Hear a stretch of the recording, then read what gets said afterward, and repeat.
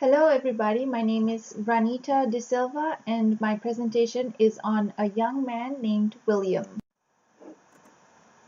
William is a male, 16 years old, and lives in a group home. He was diagnosed with pervasive developmental disorder, not otherwise specified, and psychosis. However, according to the recent changes, the DSM-5 would classify William as having autism spectrum disorder. William's medical history involves a prolapsed anus for which he has a cecostomy tube and has undergone 9 surgeries.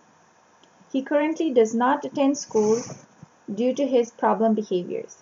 He is supposed to have an instructor come to the home for homeschooling, but this rarely occurs as the instructors are substitute teachers who are called away to school to substitute, and therefore William's sessions are cancelled.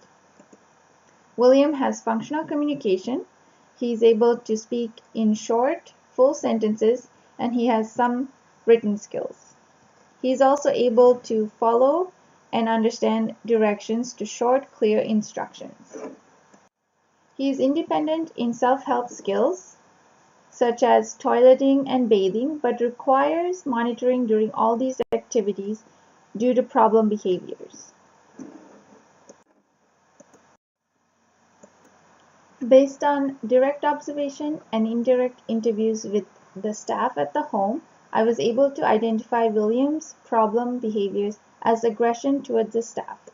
Aggression is defined as raised voice, hitting, kicking, throwing objects, and lunge toward a person. These behaviors are further operationally defined below.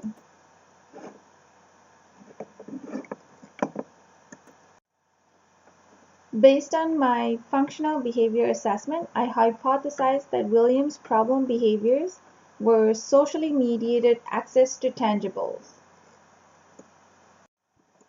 The objective of my intervention is to decrease problem behavior towards staff and teach William a replacement behavior that is functional. The intervention is expected to help William accept when something is unavailable and make a choice between 2 other available alternatives. This behavior is operationally defined below. As you all know, when I began my practicum, I was working with a different client. However, I was only able to observe the process of creating and implementing an intervention. Although I would have gained valuable insight through observing, I wanted to have more involvement in the process. Therefore, I changed my practicum placement to a new location, working with William. Working with William, I am responsible for the creation of a behavior plan from start to finish. However, in connecting with the volunteer coordinator at the organization where William is a resident of, I ran into a few delays. As I am considered a volunteer, I require police clearance and completion of several forms. Further, due to some inclement weather, I was unable to meet with the volunteer coordinator immediately.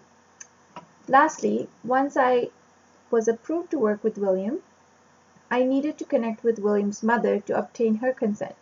Correspondence with William's mother was through the supervisor of the group home. As these preliminary steps took some time to complete, I was slightly delayed in commencing my practicum activities with William. Nevertheless, this was an important learning process for me. One interesting aspect about myself that I learned was that I felt secure and sheltered when under the direction of my initial placement organization.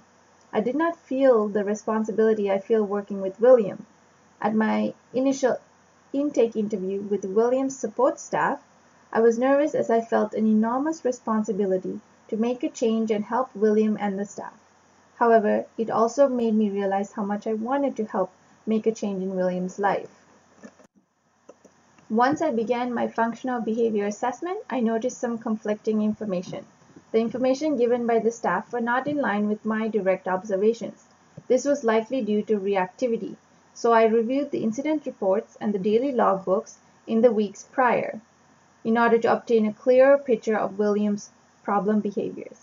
I noted that the problem behaviors were relatively infrequent, but the intensity of which was described as moderate to severe.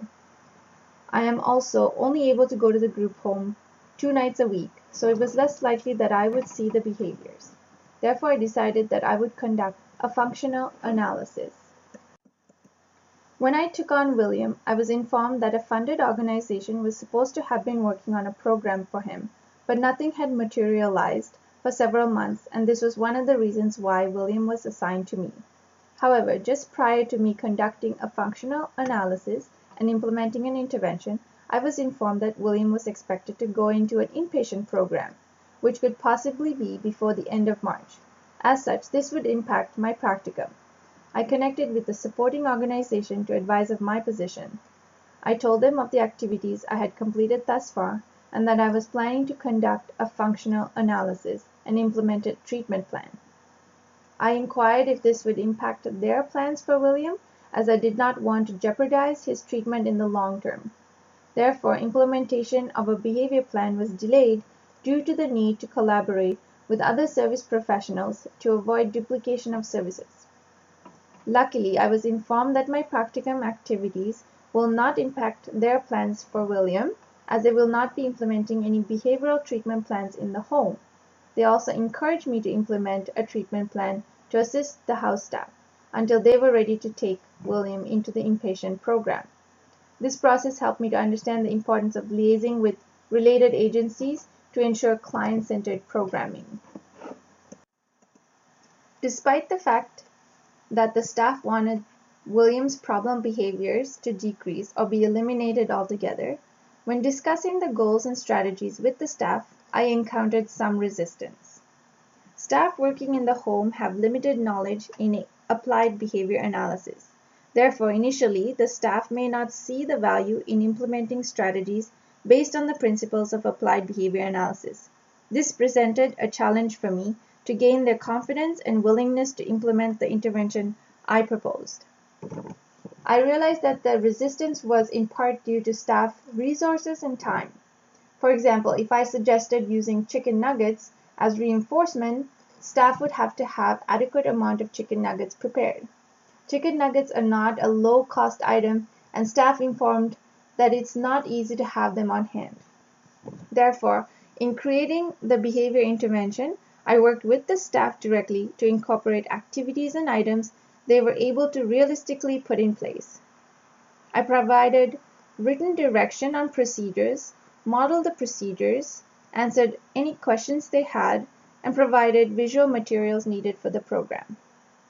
Still, I was met with some resistance. I didn't want to push too much and overwhelm the staff, so I let them review and digest the information, and I would try again later. I found that the staff eventually started to implement some of the procedures and strategies I had proposed. For example, offering William some choices when he is not denied access to a tangible, and increasing the reinforcement of appropriate behaviors during all times of the day. However, the staff has still not begun to follow the procedures I outlined for them in the specific situation where William is denied access to a tangible. Such that I have created a treatment integrity form which I will use to monitor their adherence to the procedures. I'm going to commence this next week. I expect that as William's problem behaviors decrease, this should reinforce the staff's adherence to the procedures and will increase their reinforcement of his appropriate behaviors. I will provide you with further details of his behaviors in the weeks to come. Thank you for watching, and I hope this presentation was informative. I look forward to your feedback.